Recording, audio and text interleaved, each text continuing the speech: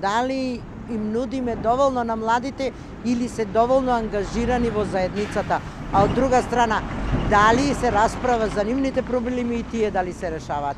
Имаме закон за млади од 2019 година, единствени во регионот, меѓутоа дали е функционален, особено што при крајот на минатата година беа понудени од група пратеници измени на законот, меѓутоа поголемите реакции на невладините организации дека со тоа се уназадува законот, тие беа повлечени.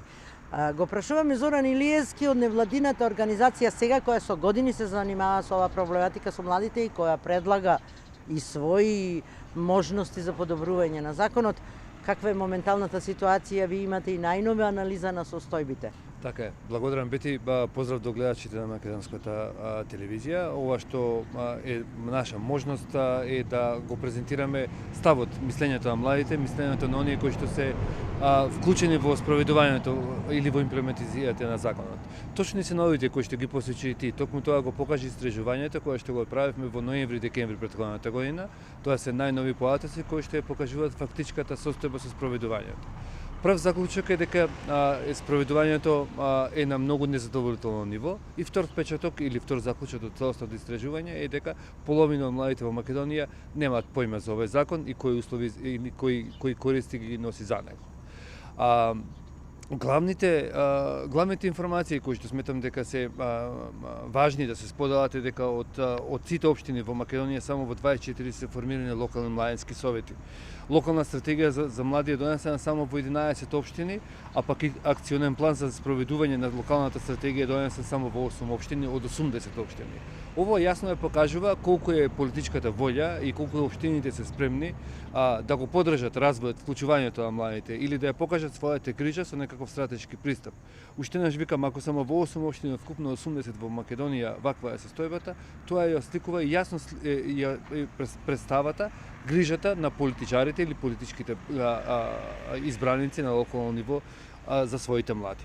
Кога станува збор за отворење на канцеларија за млади, исто така фактот е поразителен, бидејќи само во 12 општини има канцеларија за млади и најмногу има формирани, односно најмногу има избрани 42 службеници за млади во општините, што е единствена бројка, бидејќи најверојатно ова се бележи од лесната процедура за номинација на вакви лица.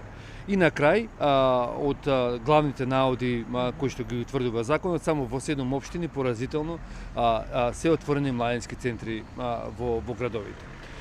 Понатаму, доколку имаме можност да ги кажеме, можеби едни од главните препораки кои што ги покажа оваа анализа и истражување, дека неопходно да се воведат санкции за неспроведувањето на законот, како на централно, така и на локално ниво, да се професионализира позицијата службеник за млади, тоа да се интегрира во системот во општината како со посебен статус и посебна позиција, и тие лица треба да бидат професионалци, сертифицирани младински работници.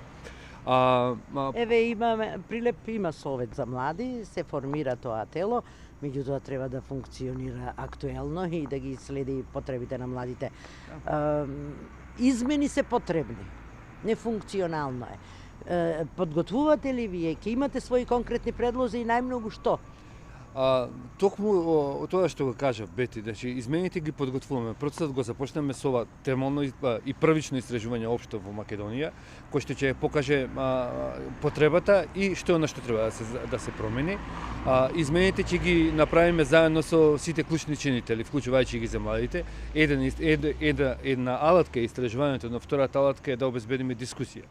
Во нареден период ќе организираме и во региони средби во кои што ќе бидат поканети да се вклучат младите, невладините организации, општините на локално ниво, каде што ќе ги разговараме измените и односно препораките кои што ги се дадени токму со ова истражување. Да видиме дали истражувањето или препораките кои што се дадени во истражувањето се соодветни со потребите, со примената на терен и дека неопходни се измени за да се подобри спроведувањето, односно имплементацијата на законот, кој што основна цел е да обезбеди поголемо вклучување и младите да останат активни на локално ниво.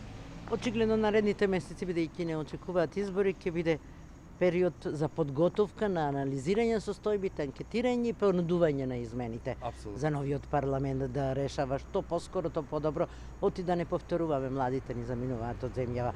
Една кратка препорака од вас. мора политичарите на локално и на централно ниво да сватат дека младите се клучен дел во општеството. Тие се оние кои што во крајна линија зависи и нијата на развој на државата и мора да обезбедат услови да чувствуваат младите дека се важен дел. Мора да го слушнат нивниот глас за да ова општество или оваа земја оди понатаму. Благодарам. Зоран, ние на оваа тема ќе се навраќаме наредниот период да слушнеме што има ново и понудени измени. Во секој случај неопходно е да се донесат измени во Законот за младинско ангажирање, иако ние единствени да повториме, го имаме законот во регионот, па и треба да видиме пример и секако да им понудиме иднина на младите.